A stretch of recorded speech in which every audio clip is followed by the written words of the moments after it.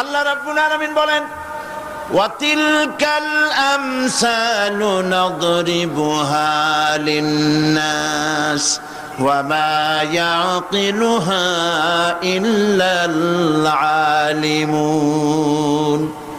অসংখ্য দৃষ্টান্ত এই পৃথিবীর বুকে ছড়ায় রেখেছি।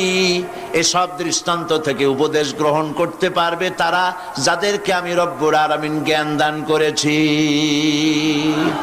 যাদের জ্ঞান দিয়েছি। ওরা তো জ্ঞান পায় নাই, ওরা পাইছে বুদ্ধি। ওরা কি পেয়েছে? বুদ্ধি। আল্লাহ কোরআন শরীফে কোথাও বলেন নাই যে তোমরা আমার কাছে দোয়া করো আল্লাহ আমার বুদ্ধি বাড়ায় দাও। আছে না এরকমের কথা? আল্লাহ কি বাড়াইতে বলছেন? আল্লাহ রাব্বুল আলামিন বান্দাদেরকে শিখায়েছেন, বান্দারা আমার কাছে দোয়া কর, রব্বি জিদনি ইলমা।